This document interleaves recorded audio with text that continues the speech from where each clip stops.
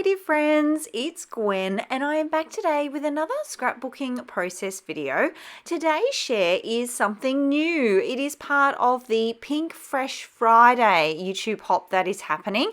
There's a bunch of gals who kind of do the same thing as I do with Maggie Holmes Monday, but they do Pink Fresh Friday and I am playing along with them today. I will be sure to leave all of the details in the description box below, so once you've finished watching this video, go ahead and check those out. Now onto my supplies. I am using Days of Splendor and I'm also going to incorporate these cut files. They are a floral that is called Caite Floral Set. It's part of a set of florals. I'm using these two photos and fun fact, those florals are actually, I want to say the first or second set of florals I ever created for Cut to You, and they are named after my daughter, and I don't think I've used them. Maybe I have once before, so I was really keen to add them onto this layout. I do have a bit of a plan in mind. I'm going to use that white pattern paper as a border and just go to the edge so just the floral part is showing, so something like that. And then this pretty pattern paper that's got a bunch of post-it notes, I want to say, on it, that's going to be my background. Now, I did want to keep this part of the footage in because usually I don't show you this part. I want to, show you how I gut the center out of the background pattern papers that I use. So I very frequently will have a border like this on my layout, and this is how I go about getting that center part out so that I can use that on another project. So essentially what I'm doing is creating a square that is 11 inches by 11 inches. So I line up the paper so that it's 1 inch into the, how do I explain that? So I'm making a cut 1 inch into the paper, and then I do that around 4 sides. And then I just use my ATG gun there and center the piece on top just like that. And then very often I will go ahead and add a stitch border, and I do for this layout, but I actually do that at the end of this process, which is a bit different. Normally I go and do it straight away, but I will add that at the end of the video. Now, I'm not sure if I mentioned before, but this layout is going to have 2 photos. Quite often I will only scrapbook with 1, but I do have 2 that I had taken on this morning. These are both of me. On a Thursday morning, I do a point ballet class. These were taken maybe a year ago now, and I want to document that. So for this layout, I'm actually just going to roll with the pattern that is on that background pattern paper. I'm not going to try and design the layout. I'm just going to roll with what's there. First things first, I want to position my photos, and I'm going to use the pattern paper to guide that, and I'm going to use this brown to kind of create a bit of a visual triangle as I'm pointing out there. So for me, the photos made sense to go roughly where they are positioned here. I'm also then going to add in some layers to build on this idea of the blocks and the bricks and those sticky notes. And to do that, I fussy cut out a couple of square elements from that pattern paper there, and I'm going to add them in as part of my layers. At this point, I'm not thinking too much about the design of the page. I'm just going with the flow of what's there. And I'm thinking a lot more about the mix of colours and where the colours fall on the page and how they're going to be mixed and matched together. So I do end up adding a few cubes here. This one here goes above that photo at the top, and there is, I think that other purple one on the right ends up going on the layout as well. So just fussy cutting those, sliding them under, and getting an idea for the positioning of everything. Nothing at this point is glued down, and here's why. When I add my floral cut file at the top there, for me, it's too top heavy.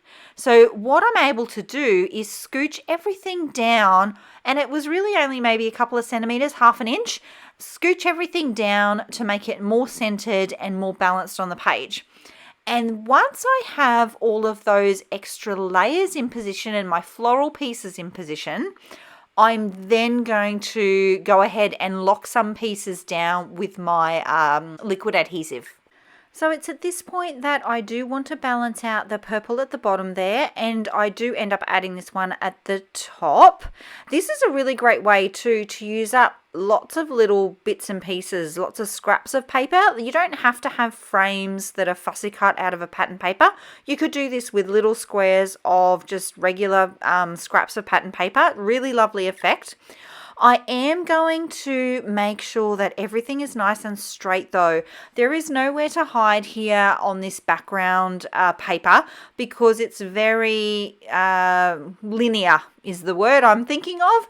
So if something's crooked, it's going to look really crooked because there's lots of lines and there's lots of things to help your eye tell whether something is crooked.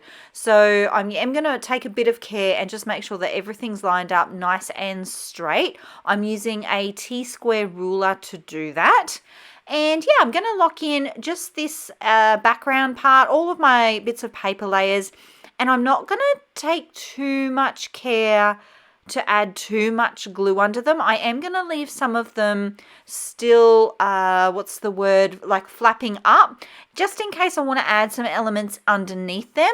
So it's really just a matter of getting them at this point to a place where they're not going to move on me, but give me still options for my die cuts. Oh, what a transition. YouTube professional here. Now, die cuts, onto them. I am going to do a quick sweep of the collection. I believe this is the first page that I've made with this one, so not really familiar with what's included. So I do a very quick sweep, pulled out a couple. I'm going to continue on making essentially 3 main clusters. So I'm going to have 3 floral die cuts that I will end up with. One will be above the photo about there, and then 2 will be down the bottom on the right hand side somewhere there. This is a second die cut pack from the collection.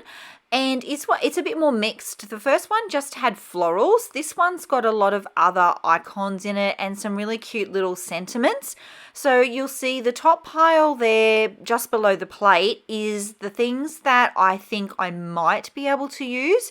And then the bottom pile there is things that I immediately exclude.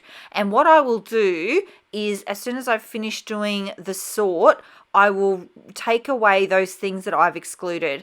And I just find that really helps me to focus on what elements I'm going to add, and it stops me from getting overwhelmed. I do like to audition all of the things in all of the places, and I found that technique really helps keep me on track. It stops me from trying every possible combination. It refines my search and helps me really keep on track with the process of the layout. I will do a similar thing with the other elements in the collection, like the puffy stickers and the chipboard flare buttons. I will just select 2 or 3, cut those off of the sheet, and work with just those and push the others aside and not pay any attention to them. Just work with these 2 or 3. And yeah, I'm really just at this point trying to fill out the details. I found that with the photos and the cut files and then the fussy cut square frames, I've kind of really got medium-sized embellishments only and not too many small details. So now this part of the layout's actually probably my favorite part, adding all the little bits and pieces, all those little details that you may not notice when you first look at a layout, but as you enjoy it, they then catch your attention. Things are getting serious because I'm gluing stuff down. I've got my Nuvo Deluxe adhesive out today, and I'm just locking in bits and pieces as I become more certain about their placement.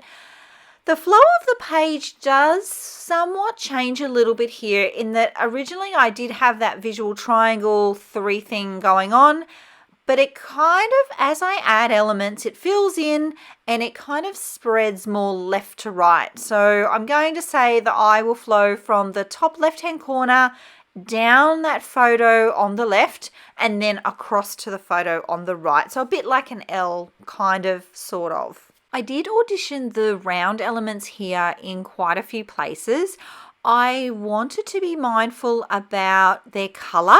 So there is a lot of mauve to the right there. So I didn't want to put the mauve round one that says Simply Magical on the right because there was a lot of mauve already there. I wanted to try and balance out the mauve. So it is placed on the left there.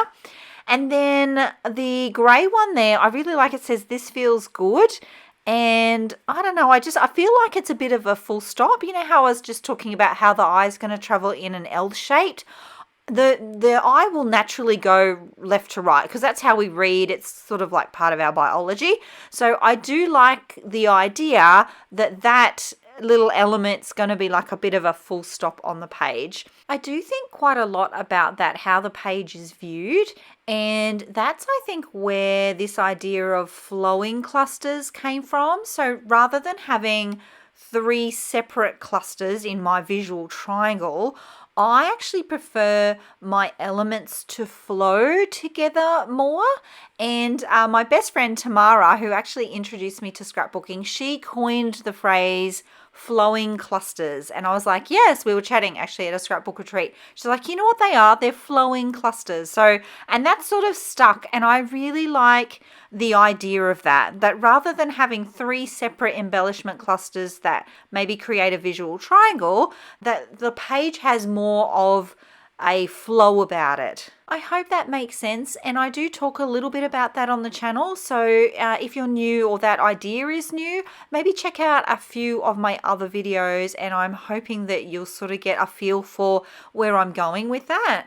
So it's at this point that I'm going to call the layout done. Thank you so much for being here, my creative friends. If you like the way that I scrapbook or the way that I chat about the way that I scrapbook, I would love it if you give this video a thumbs up. Thanks for spending your creative time with me, and I'll see you all in the next video. Until then, bye.